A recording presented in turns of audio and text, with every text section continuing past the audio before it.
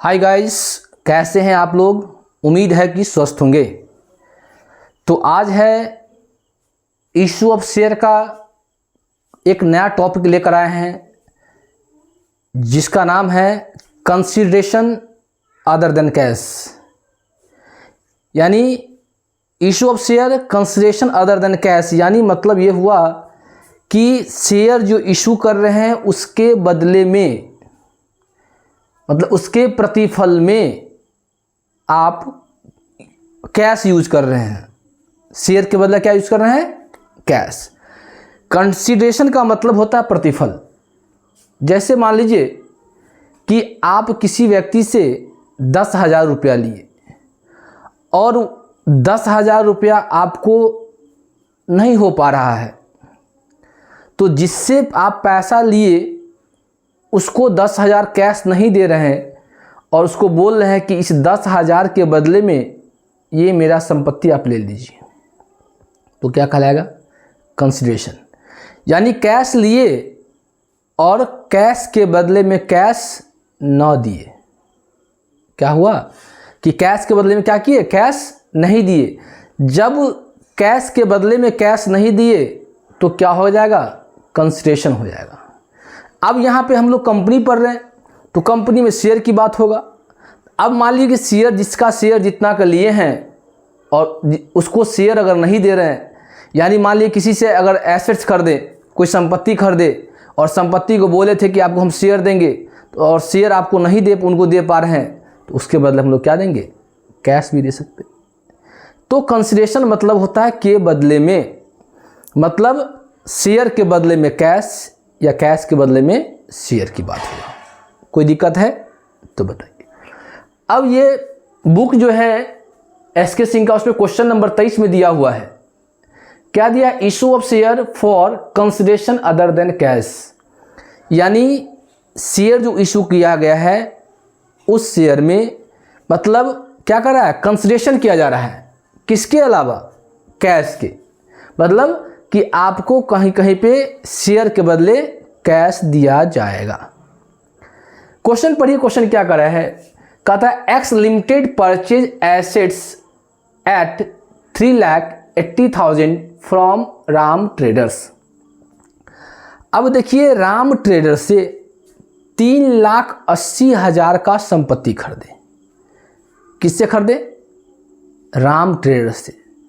तो यहाँ पे नगद खरीदे कि उधार खरीदे? अगर आप 11th पढ़े हुइएगा ठीक से तो आपको पता होगा कि अगर राम ट्रेडर्स से अगर एसेट्स खरीदेंगे तो क्या एंट्री होगा। तो यहाँ पे यह नहीं बोल रहा है कि नगद खरीदा, लेकिन ये बोल रहा है क्या कि राम ट्रेडर्स से खरीदे। जब राम ट्रेडर्स नाम दिया हुआ है, नगद की बात नहीं दिया हुआ है, इसका मतलब है कि राम ट्रेडर्स से क्या खरीदे? उधार माल खरीदे। कोई दिक्कत? तो राम ट्रेडर्स से उधार माल कितने खरीदे? 3,80,000 का।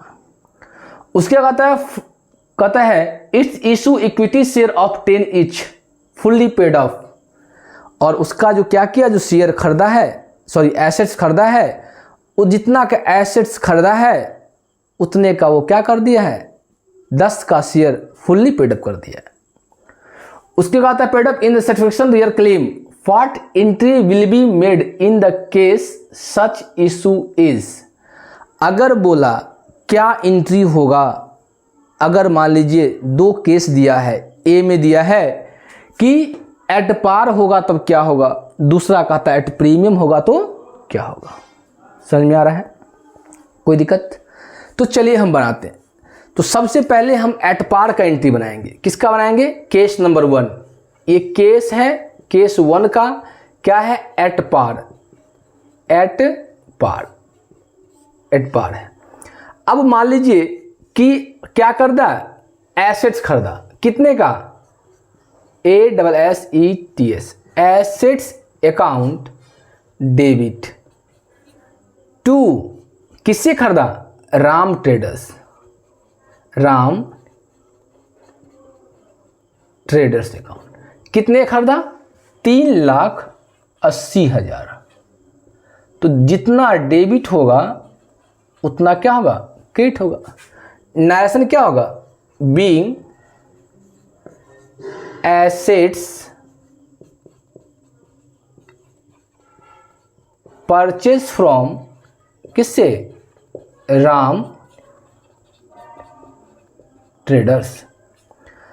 राम ट्रेडर्स से 3,80,000 का क्या खरीदे? एसेट्स खरीदे। अब कहता है उसको राम ट्रेडर्स को अगर 10 वाला शेयर देंगे, कितने का शेयर देंगे? 10 का शेयर देंगे तो क्या एंट्री होगा? अगर 10 का शेयर देते हैं किनको? राम जी को, तो दूसरा एंट्री क्या होगा? Ram traders account debit to, कोई शेयर का नाम लगा हुआ है, इक्विटी लगा हुआ है, to equity share capital account. कोई दिक्कत? अब देख लीजिए, नरेशन पे लिख लेंगे, क्या होगा? बीइंग, अब कितना का? इतना ही रुपये का शेयर देंगे, 3,80,000 का ही शेयर देंगे। अब शेयर कितना देंगे? तो नंबर ऑफ शेयर निकालेंगे, नंबर ऑफ शेयर। अब कितना रुपया देंगे? 3,80,000 रुपये का। कितना का शेयर देंगे? 10 का शेयर देंगे। इसको इससे कट गया तो कितना शेयर हुआ? 38,000 शेयर होगा। कितना शेयर हुआ? 38,000 शेयर हुआ। तो यहां लिखेंगे being 38,000 share issue to Ram traders. समझ में आया? तो पहला एंट्री तो से यही होगा कि एसेट्स खरीदे, तो assets account debit to Ram traders account 3,80,000। अब राम ट्रेडर्स को क्या किए? 10 वाला शेयर दिए, तो Ram traders account debit to equity share capital account. कोई दिक्कत? कितना? 3,80,000 तो देंगे ही देंगे, लेकिन कितना शेयर दिए होंगे? तो नंबर ऑफ शेयर हम लोग निकालेंगे। तो नंबर ऑफ शेयर निकालने के लिए कितना होगा कि टोटल कैप जो कैश होगा, जितना के एसेट्स खरीदेंगे उसको कितने रुपये वाला था उससे अगर भाग करेंगे तो मेरा कितना शेयर आया? 38,000 से आया। तो नेक्स्ट में हम लिखे हैं बीइंग 38,000 शेयर इशू टू, किसको? राम ट्रेडर्स को दिया गया। कोई दिक्कत? कोई दिक्कत है? नहीं। ये केस पहला कंप्लीट हुआ। दूसरा केस में आइए, केस नंबर 2। अब केस नंबर 2 में देखिए, किसका? At premium.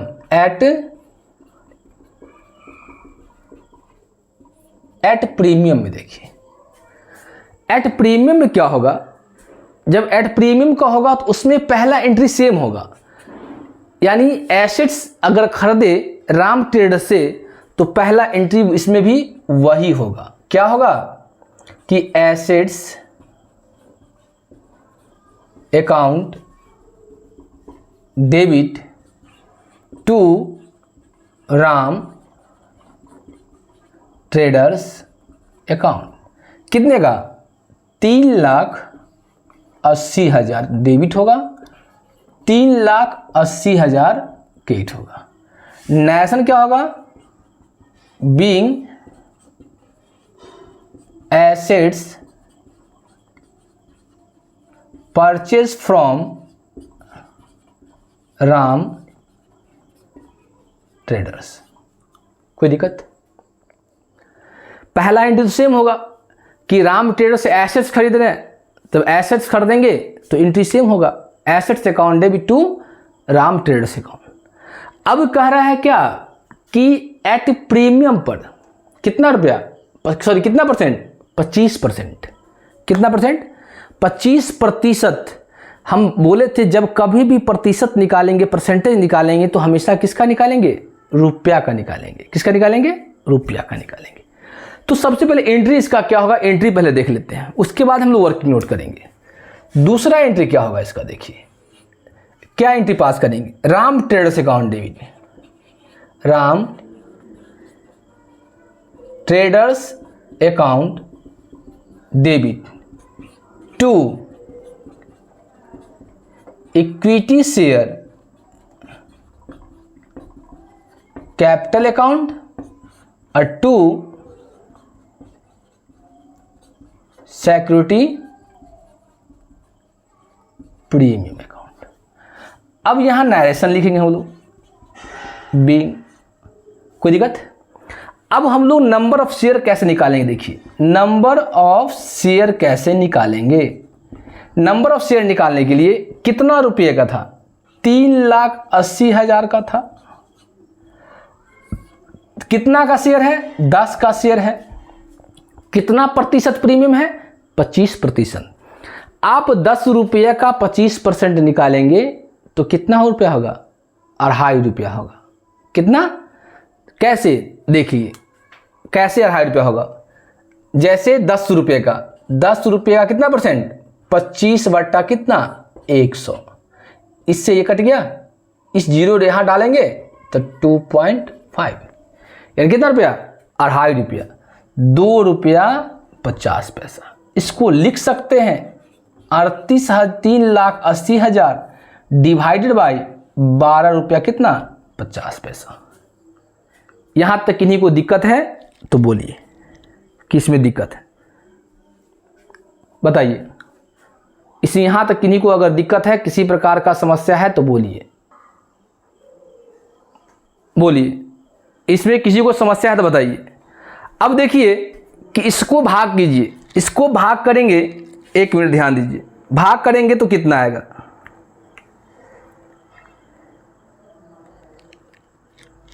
3,80,000 को डिवाइड करेंगे 12 रुपया 50 पैसा से, तो ये आया कितना, 30,400। ये 30,400 शेयर आया कितना, 30,400। अब देखिए 30,400 में इसमें 2 चीज़ है। एक क्या है, एक तो 10 रुपये का है और एक कितना, 2 रुपया 50 पैसा, 2.5 रुपये का है। तो 30,400 को गुना करेंगे 10 से और इसको 30,400 को गुना करेंगे 2.5 रुपया से। इसको गुना करने के बाद कितना आएगा, देख लीजिए 1 मिनट, एक जो डाल दीजिए, 3,04,000 यहाँ आएगा और इसको गुना करेंगे तो 76,000 रुपये आएगा। कितना आएगा, 76 आएगा। अब देखिए 3 लाख यहाँ क्या होगा, 3,04,000 और कितना, 76,000। कोई दिक्कत, टोटल कितना होगा, 3,80,000। नेशन क्या लेंगे, बीइंग, कितना शेयर है, 30,400 शेयर इशू टू किससे, राम ट्रेडर्स। बताइए इसमें किन्हीं को कोई दिक्कत है तो बताइए। सिंपल सी बात था, ज़्यादा दिमाग नहीं लगाना है। एट प्रीमियम में जब कभी होगा तो पहले तो जो पहला एंट्री था assets account debit to Ram traders account लिख लिए। प्रीमियम हमेशा क्रिएट होता है तो Ram traders account debit to equity share capital account to security premium account. Premium कैसे निकालते हैं, प्रीमियम पर नंबर ऑफ शेयर कैसे निकालते हैं, तो जितना अमाउंट होगा उसको ऊपर डालेंगे, जितना का शेयर होगा उसको नीचे डालेंगे, प्लस करेंगे प्रीमियम। अब प्लस प्रीमियम कितना रुपये का आता है, 25% का आता है। तो आपको 25% यहाँ निकाल के बताए हैं कि कितना रुपया होगा, 2.5 रुपया होगा। अब 2.5 रुपये इसमें जोड़ देंगे तो 12 रुपया 50 पैसा होगा। अब इसको 12 रुपया 50 पैसे भाग कर देंगे तो टोटल कितना शेयर आएगा, 30,400। अब इस 30,400 में से एक तो कितना क्या है, 10 रुपये का था शेयर कैपिटल और 2.5 रुपया क्या था, प्रीमियम। मल्टीप्लाई कर दिए, वहाँ लिख दिए। कोई दिक्कत है तो बताइए, बोले। यहाँ तक किसी को कोई दिक्कत है तो बताइए, किसी को किसी प्रकार का समस्या है तो आप बताइए।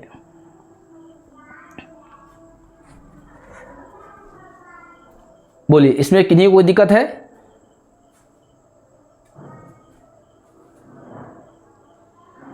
नहीं दिक्कत है, नहीं दिक्कत है तो आज हम यही इंड करते हैं और इशू ऑफ शेयर का चैप्टर का 3 का लगभग हम सारे टॉपिक को कवर कर लिए हैं। नहीं तो आज से इस चैप्टर इंड हो गया। अब कभी भी हम आएंगे ऑनलाइन, तो नए चैप्टर के साथ आएंगे, क्योंकि इशू ऑफ शेयर चैप्टर 3 का लगभग जितना टॉपिक था, मेन जो टॉपिक जो हेडिंग था, नहीं वो सारे हेडिंग को हम लोग कवर कर लिए हैं।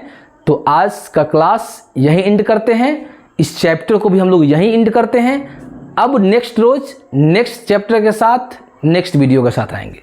जय हिंद, जय भारत।